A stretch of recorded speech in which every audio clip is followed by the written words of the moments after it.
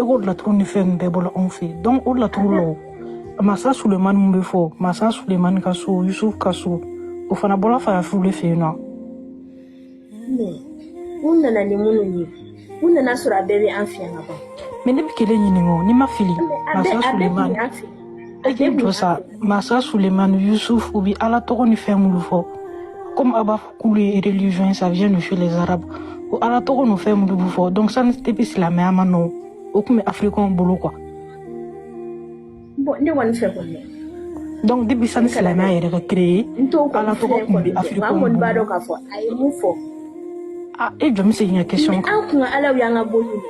Mɛ na sa a jɔ n ka segin ka question kan depuis silamɛya ma na a b'a fɔ ko Ala mun ye arabu ta ye o kuranɛ kɔnɔna na masa Sulemani ninnu Yusuf o fɛn ninnu silamɛ kira minnu bilala ka na olu tɔgɔ minnu bɛ laturusow kan donc depuis silamɛya yɛrɛ ma bange o fɛn ninnu bɛɛ tun bɛ farafinw bolo. Oui n tulo b'i la i ye n ka question faamuya. N m'a mɛn ka ɲɛ dɛ. N bɛ segin a kan ko depuis sani silamɛya ka na masa Sulemani tɔgɔ minnu tun bɛ yen an ka kira tɔgɔ minnu tun bɛ yen minnu bɛ laturusow kan o bɛɛ tun bɛ farafinw bolo quoi.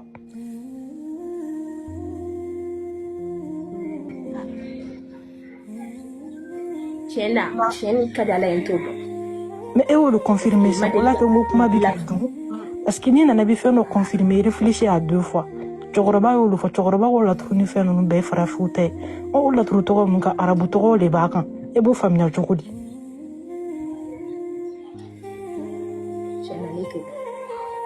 A kuma ka ca dɛ donc o la kɛ min ɲininka parce que an bɛɛ ye muso ye e yɛrɛ i bɛ diinɛ jumɛn la i ye kɛmɛtigi wa i ye silamɛ. Ne kɔni dalen don Ala la Ala ye kelen.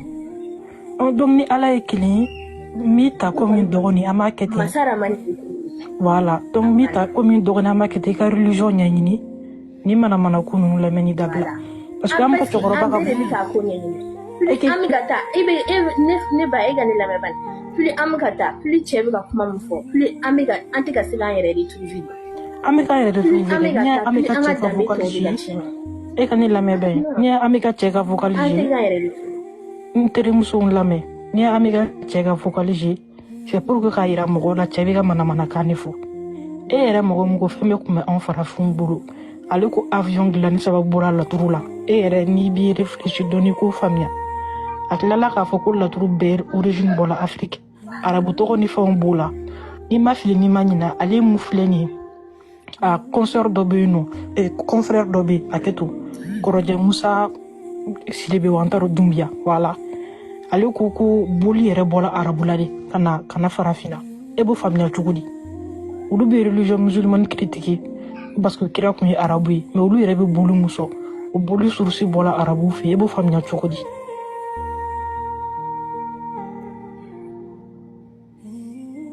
Awa de ko don i bɛ se k'an jaabi.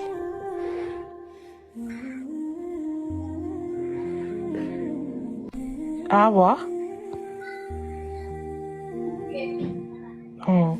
sabu ni bonheur je pense que Awa t'a la. A bɛ yan dɛ a bɛ yan. Mais a tɛ k'an répondre. Gafure i tulo b'an na.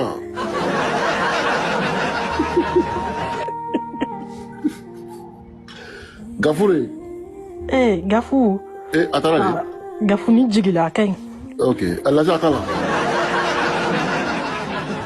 A bɛ taa fura ta dɔɔni a bɛ taa fura dɔɔni ta.